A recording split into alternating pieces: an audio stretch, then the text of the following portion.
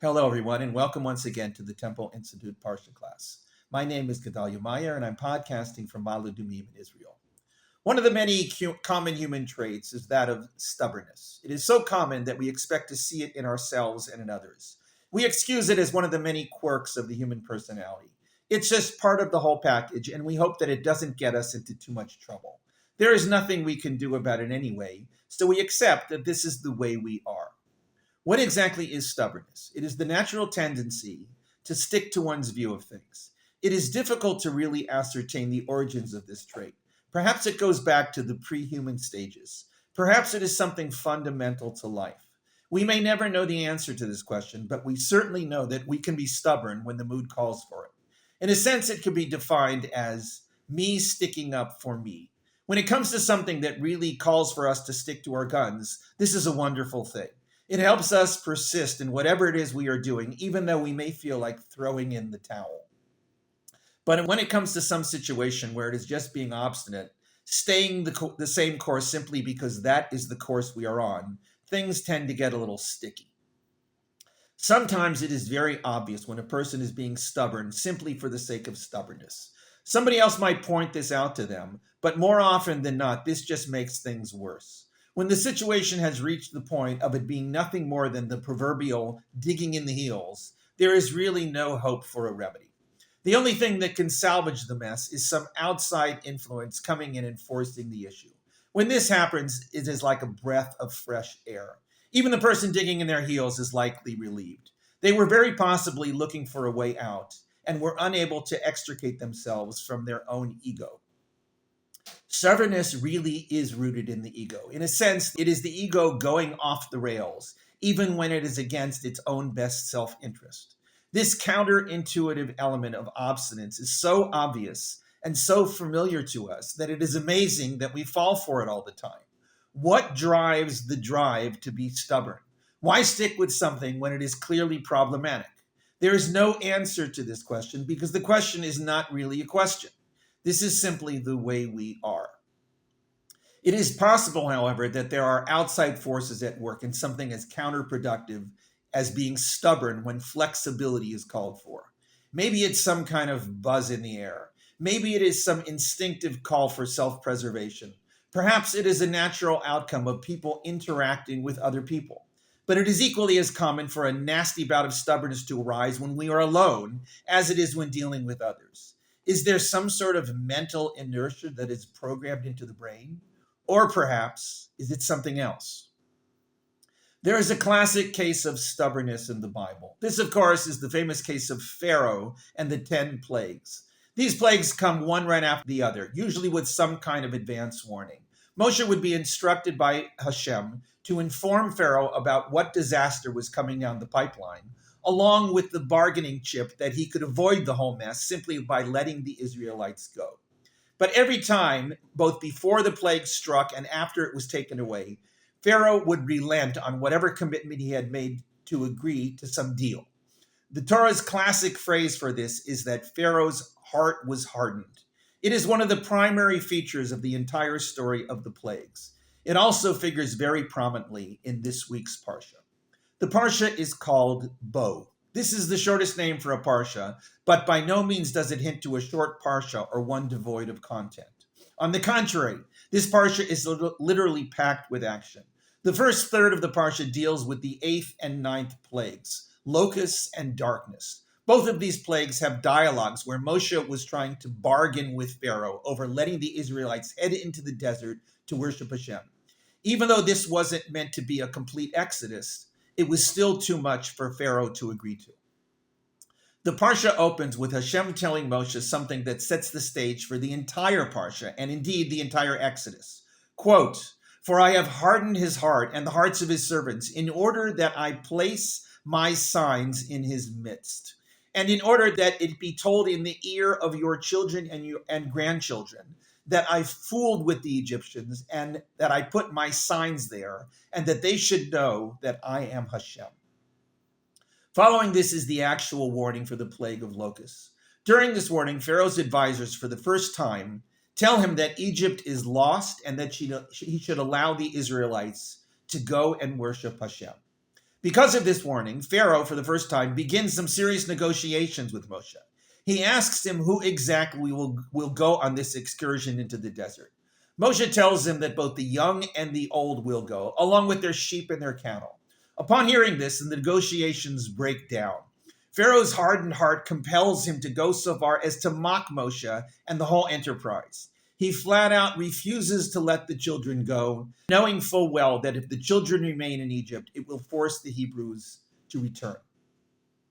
With the plague of darkness, it is more of the same. Pharaoh offers to let the children go as long as they leave the sheep and the cattle behind.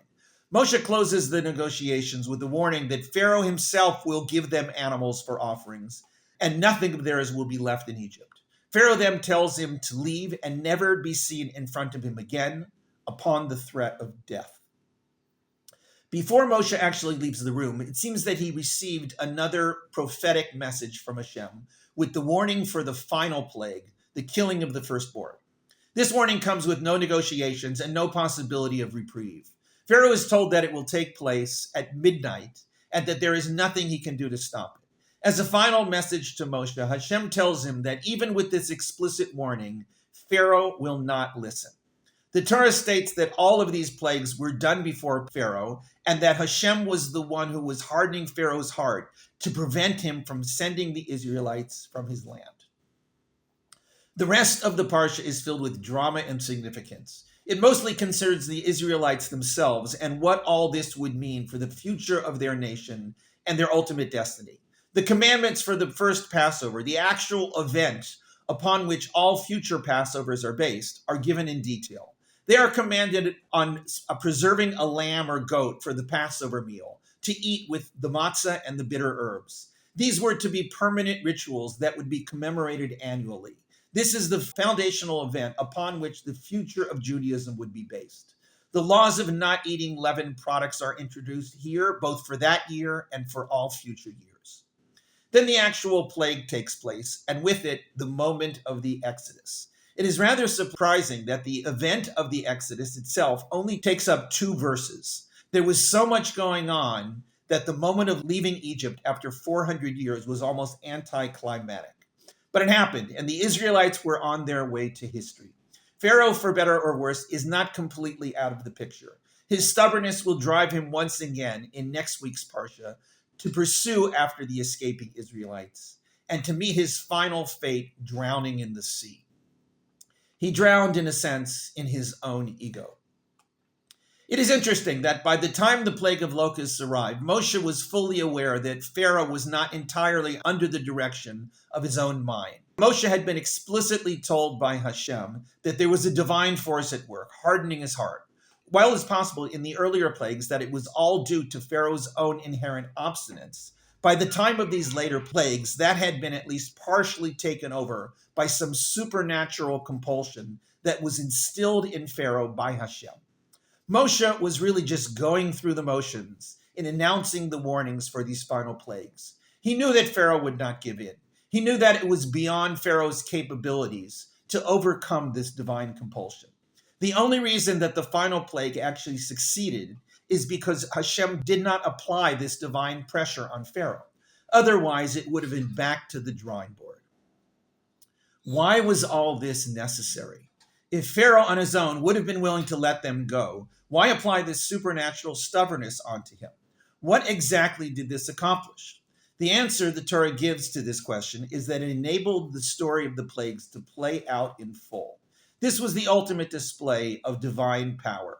It was something that would stick with the Israelites and their successors, the Jews, throughout their subsequent history. It was something that a good deal of the future population of the world would know about and quote in their own stories and songs. But there's another somewhat hidden element in Hashem's agenda. Those verses at the beginning of the Parsha hint this to us. Quote, "For I have hardened his heart and the hearts of his servants, in order that I place my signs in his midst, and in order that it be told in the ears of your children and grandchildren, that I fooled with the Egyptians and put my signs there, and that they should know that I am Hashem." What does it mean to fool with the Egyptians? The Hebrew word is rather rare, only appearing here in the entire Bible. It could have any of several translations, ranging from mocked to threatened to toyed with. Perhaps the idea of played with or fooled with says it best. This was Hashem playing a bit of a game with an overpowerful individual with an oversized ego. There was divine manipulation going on here. Hashem was playing with Pharaoh's mind. Perhaps this isn't as rare as one might want to believe. Perhaps this happens all the time, but is never written about in books as significant as the Bible. We have this uncanny tendency towards stubbornness, even when it goes against our best interest. Why do we have it?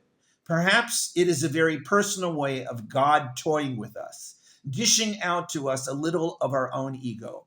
Maybe this is Hashem's way of reminding us of how foolish we can be sometimes and alerting us to the dangers of letting our ego get the better of us. It may not have the consequences of the final plague in the Exodus, but in our own lives, perhaps this is a very subtle but divine warning to loosen the reins a little bit.